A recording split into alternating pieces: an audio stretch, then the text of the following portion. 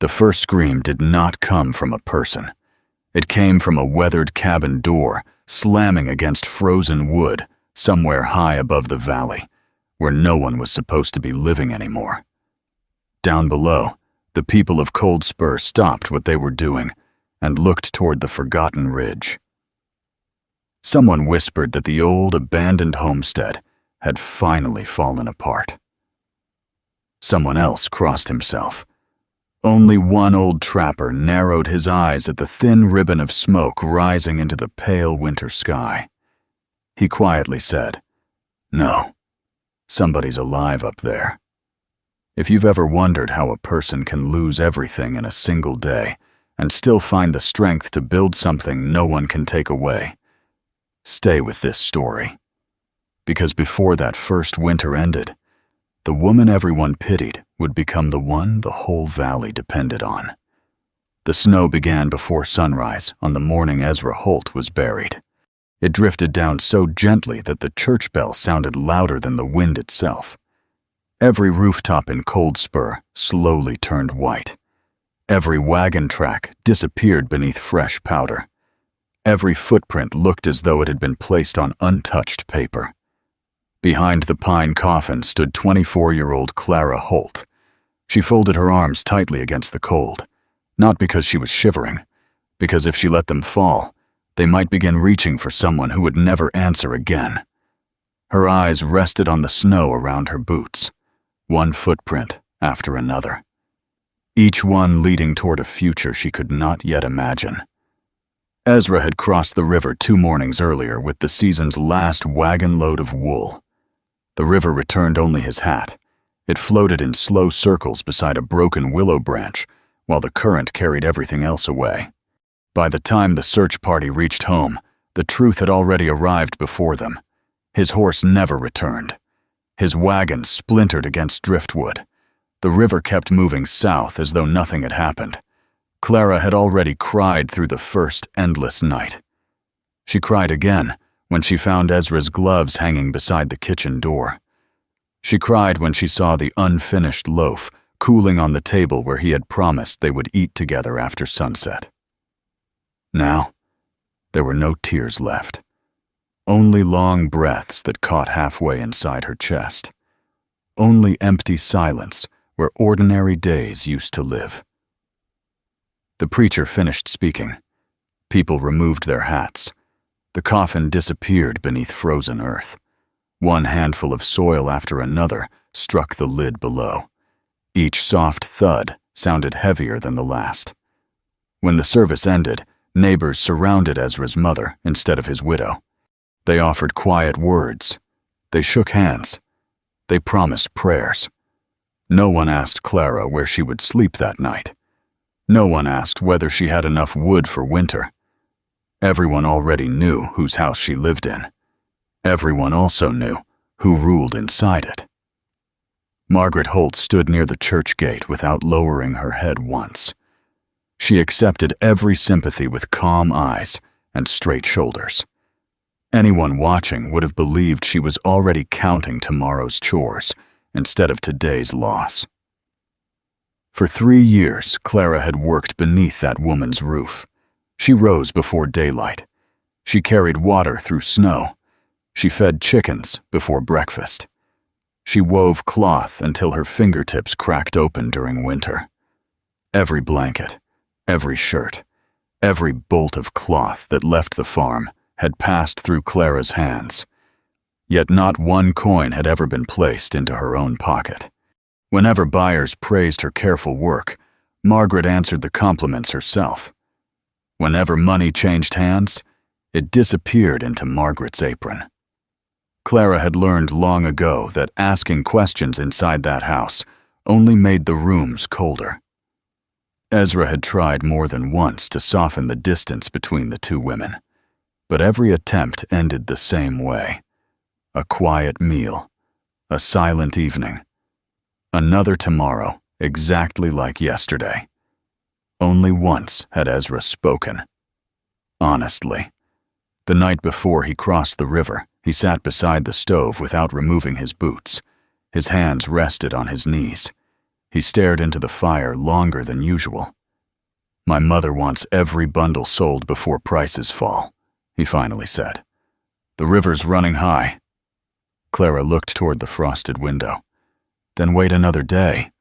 Ezra rubbed his palms together. "I've already argued."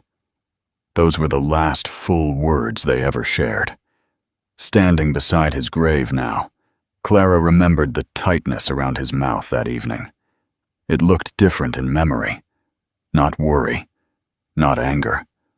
More like someone carrying a burden too heavy to hand to another person. The townspeople slowly disappeared down the snowy road. Church doors closed. Horse hooves faded into the distance. Soon, only fresh graves remained beneath the falling snow. Clara turned toward home alone. The farmhouse looked exactly as it always had. Smoke drifted from the chimney. The lantern glowed beside the porch. Nothing about the place admitted that its only son now rested beneath frozen ground. Inside, supper waited untouched. No one invited Clara to the table. Margaret ate quietly beneath the yellow lamp. Knives scraped against plates. The clock ticked. Outside, wind pushed snow against the windows. After the dishes were cleared away, Margaret folded a towel with slow, careful hands. She finally looked toward Clara. "We need to settle what comes next." The room suddenly felt much smaller. Clara remained standing. Margaret spoke without raising her voice. "This house belongs to the Holt family." She paused only long enough to smooth another wrinkle from the towel. "My nephew Samuel arrives before month's end. He'll manage the farm now." Clara waited. Every word seemed to arrive colder than the last. "You'll need to leave before he comes." The fire continued burning inside the stove, but somehow the room no longer held any warmth. Clara looked around the kitchen she had cleaned thousands of times. The shelves she had stocked. The floor she had scrubbed. The bread she had baked. Not one piece of it had ever truly belonged to her. She lifted her eyes toward Margaret. "I helped build this place." Margaret folded the towel one final time. "You lived here." "There is a difference." Clara stood perfectly still. Then she quietly answered, "I'll be gone." She turned toward her small room without another word. Behind her, the kitchen clock continued counting the seconds until everything she had called home would belong to someone else. The room stayed silent long after Margaret walked away. Only the old clock kept moving. Its steady ticking filled every corner of the little bedroom, where Clara had spent the last 3 years, believing she belonged. She sat on the edge of the narrow bed without removing her coat. The walls looked different now. The tiny window, the worn blanket, the small wooden chest at the foot of the bed. None of them felt familiar anymore. They felt borrowed. Outside, the wind brushed snow against the glass. Inside, Clara slowly opened the old cedar chest she had carried from her father's farm on the day she married Ezra. It had remained closed almost the entire marriage. Now, it held everything the world had failed to take from her. 2 wool dresses, a patched winter shawl, a kitchen knife with a smooth bone handle, a bar of homemade soap wrapped in cloth, a tiny cloth pouch hidden beneath folded stockings. She untied the string. A handful of silver coins rested inside. Not many, just enough to buy flour, maybe a few nails, perhaps a small sack of seed if spring ever arrived. She had saved them 1 coin at a time, selling extra eggs at market, mending neighbors' clothes quietly, doing little jobs nobody else noticed. She had never told Ezra, not because she doubted him, because she had learned that a woman without something of her own could disappear overnight. Tonight proved she had been right. She closed her fingers around the coins, They felt warmer than the room. For the first time since the funeral, she allowed herself one slow breath that reached all the way into her lungs. Not because life had become easier, because she finally knew she still possessed one thing nobody could order her to leave behind: her own hands. Before dawn, Clara packed quietly. She folded every piece of clothing with care, wrapped the knife in a towel, placed the little pouch of coins beneath everything else. At the very bottom rested a paper packet her mother had given her years before. Wild lavender seeds. Her mother had smiled while placing them into her hand. Plant these wherever life begins again. At the time, Clara thought they were talking about flowers. Now those words returned with unexpected weight. She slipped the seeds carefully into her pocket. The sky remained dark when she carried the small chest toward the front door. She stopped beside the kitchen table. A sheet of rough paper lay near the stove. She picked up a piece of charcoal, then wrote only one sentence. "Everything I leave behind has already been paid for with my work." She left the note beside the cold bread knife, without signing her name. Then she opened the door. The cold struck her face immediately. Fresh snow covered every fence rail, every rooftop, every path through town. Cold Spur still slept beneath winter. She stepped through the gate without looking back. The road felt endless. The first house belonged to Mrs. Martha Ellis, an older widow who had once traded apples with Clara during harvest. Martha answered the door, wearing a heavy quilt around her shoulders. The moment she saw the small chest, she understood. Without asking questions, she led Clara inside. A bowl of hot broth appeared beside the stove. Steam rose into the chilly kitchen. Clara wrapped both hands around the bowl. The warmth reached her fingers before anything else. Martha watched the fire quietly, then lowered her voice. "I wish you could stay." She looked toward the window. "But your mother-in-law has long arms in this town." Clara nodded. She already knew. Kindness often lived inside people. Courage was harder to find. She thanked Martha for the meal, then stepped back into the snow. The second house belonged to a family already struggling through winter. 5 children crowded around one stove. The mother opened the door only halfway. She looked at Clara's chest, then looked back toward the hungry faces inside. "I'm sorry." There was no need for another explanation. Clara smiled gently. "I understand." The woman hurried inside. Moments later, she returned carrying a fresh loaf wrapped in cloth. "It's all I can spare." Clara accepted it with both hands. Some gifts carried more weight than money ever could. At the third house, no one answered. She heard movement behind the curtains.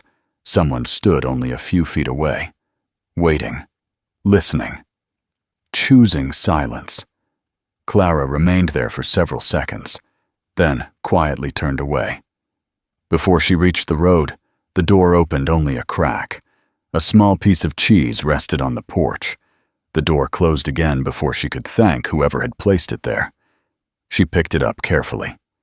Not everyone could stand beside her. Some still found small ways to help. By sunrise, she reached the northern fork outside Cold Spur.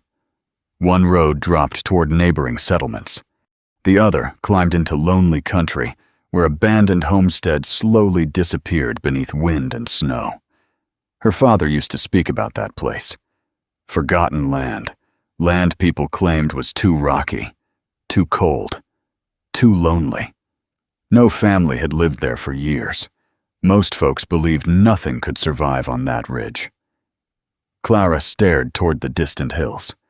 If nobody wanted that land, nobody could throw her off it. The thought settled inside her like a small fire refusing to go out. She tightened the rope around her wooden chest, then began climbing. The trail punished every step. Snow hid loose stones. Ice waited beneath thin powder. Twice she slipped. Once the chest slid backward, pulling her toward a steep drop. Her hands caught a frozen tree root just before she lost everything. The rough bark tore her gloves. Her knees struck hidden rock. She stayed there, breathing hard against the frozen ground. For one long moment, she closed her eyes. The mountain made no promises. No one would come looking for her. No church bell would ring. No neighbor would hear her call. The wind moved quietly through pine trees above. Clara slowly pushed herself upright. She wiped blood from her knuckles onto her coat, then looked back toward the valley. Cold Spur had become only a handful of tiny rooftops beneath drifting snow.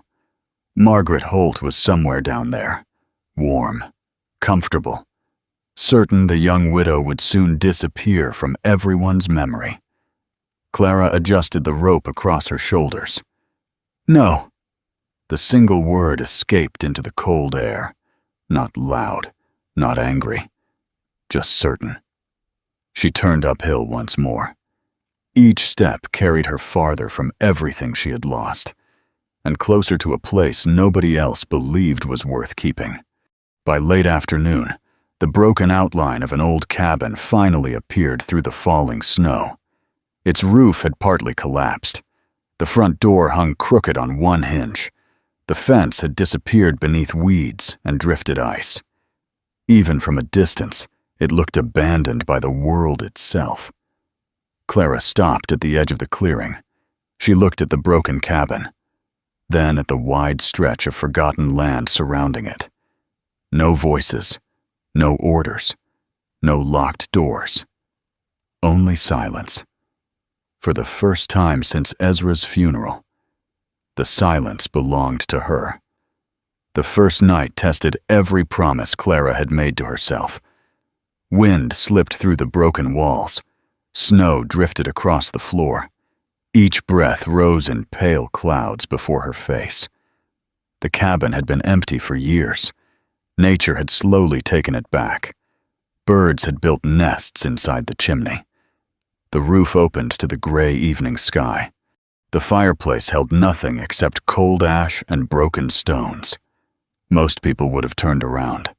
Most people would have walked back toward town before darkness settled over the mountain. Clara did neither. She placed her small wooden chest against the doorway to block part of the wind. Then she gathered broken boards from the collapsed porch. Dry branches lay beneath the thick pine trees where the snow had not reached them. By sunset, smoke rose from the old chimney once again. Thin, weak, but alive. She sat beside the little fire, warming stiff hands. The cabin still looked broken, but it no longer looked abandoned. Morning arrived wrapped in bright winter sunlight. The mountain seemed completely different. The valley below disappeared beneath white clouds. Pine forests stretched across the hills like endless waves. The silence felt enormous. No wagon wheels, no church bell, no voices giving orders, only ravens calling across the frozen ridge. Clara stepped outside carrying her father's old pocket knife. She slowly walked around the property. The fence had almost vanished beneath weeds. The barn leaned badly toward one side.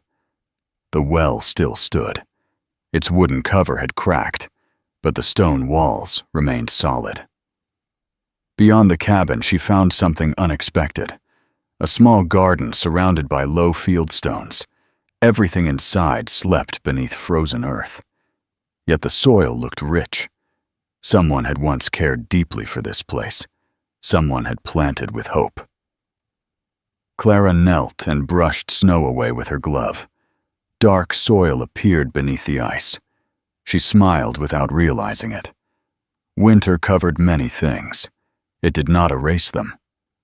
The next days became a steady rhythm of work. Every sunrise began before the cold loosened its grip. She patched holes in the walls, using old timber from the fallen shed.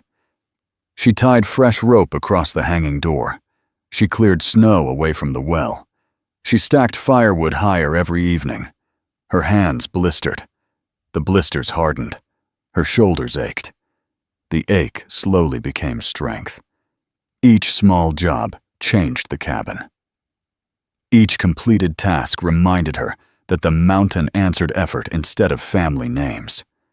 One afternoon, she discovered several wild apple trees growing behind the barn. Their branches twisted beneath snow. A few frozen apples still clung stubbornly to the limbs. Most people would have ignored them. Clara gathered every one. Nothing on this mountain could be wasted. Not food, not time, not hope. Several days later, while carrying water from the well, she noticed fresh footprints crossing the snow. Not deer, not wolves. Human. They led toward the cabin. Clara quietly set down the bucket, her hand wrapped around the handle of the small kitchen knife. The footsteps stopped outside the fence. An elderly woman stood there with 3 goats grazing behind her. She looked nearly 70. Her heavy coat had been patched many times. The mountain wind pushed loose gray hair across her face. She studied Clara for a long moment before speaking. "I've watched smoke rising from this place for nearly 2 weeks." Clara remained still. The woman nodded toward the cabin. "I figured either someone had moved in," she glanced toward the roof, "or the mountain had learned to build fires." For the first time in many days, Clara almost laughed. The old woman noticed. "Good. That means winter hasn't frozen you solid." She stepped closer. "My name is Ruth Harper. I live over the next ridge." Clara introduced herself. Ruth looked around the property with experienced eyes. Her gaze settled on the roof. "That beam won't survive another heavy storm." Clara followed her eyes. "I know. The chimney also needs cleaning." "I know. The well bucket rope is nearly rotten." "I noticed yesterday." Ruth nodded slowly. "You've been paying attention." Without another word, she untied a bundle from one of her goats. Inside rested heavy canvas, strong rope, a small sack of nails. Clara looked surprised. "I can't pay for these." "They aren't free," Ruth answered calmly. "You'll repay me when you're able." Then she pointed toward the roof. "Today, we work." For hours they climbed across frozen beams. They replaced broken supports. They stretched canvas over the weakest section before securing it with fresh rope. By sunset, the roof no longer shifted beneath the wind. Neither woman wasted words. When something needed carrying, they carried it. When something needed fixing, they fixed it.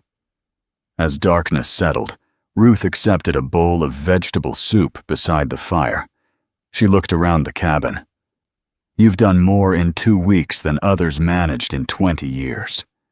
Clara stirred the soup quietly. "I don't have anywhere else." Ruth shook her head. "That's not why." She pointed toward the repaired doorway. "Some people only see what a place used to be. You saw what it could become."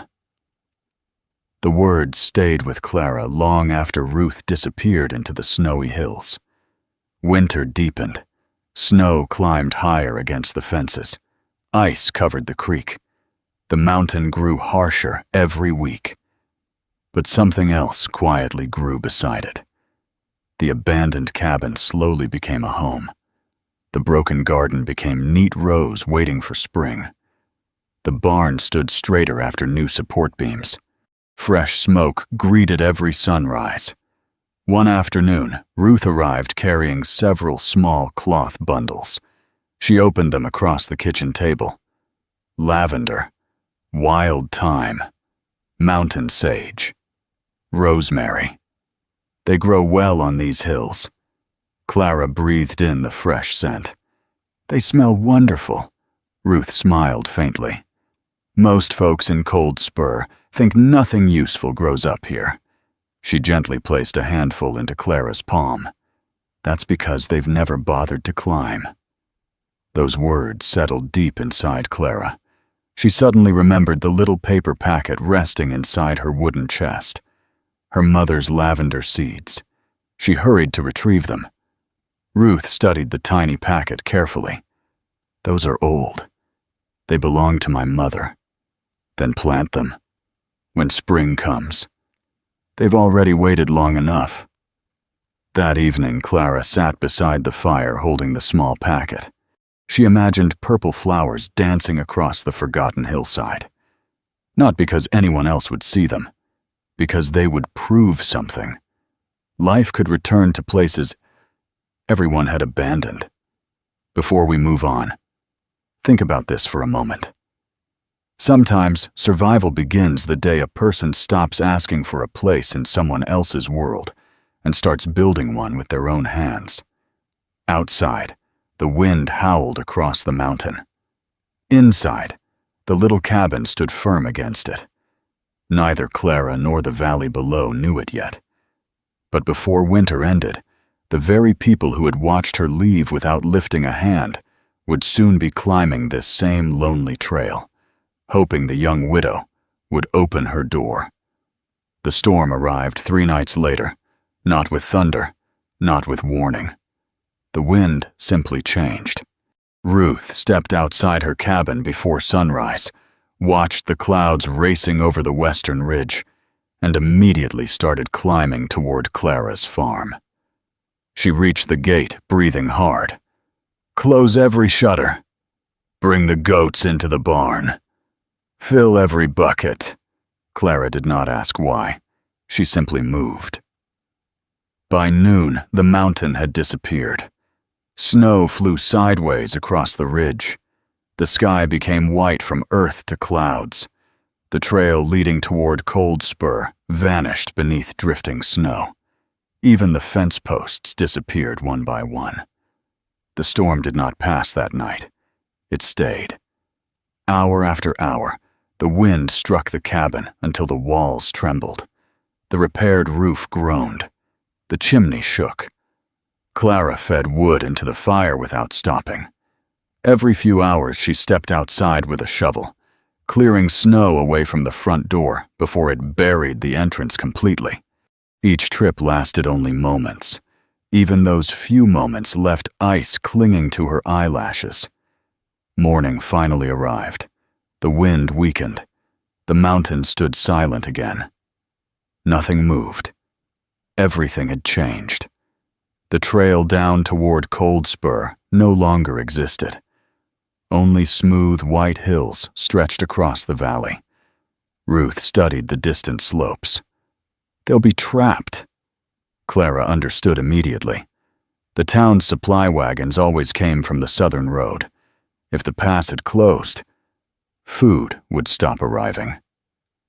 3 days passed. No smoke appeared from the valley road. No wagons climbed the mountain. Then, on the 4th afternoon, Clara noticed movement far below. 3 small figures struggled through waist-deep snow. They stopped often, fell, rose again. By sunset, they reached the cabin.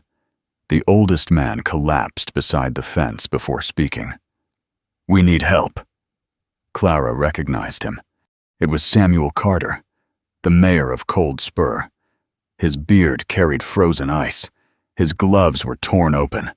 Behind him stood the town doctor and the church pastor. All 3 looked exhausted.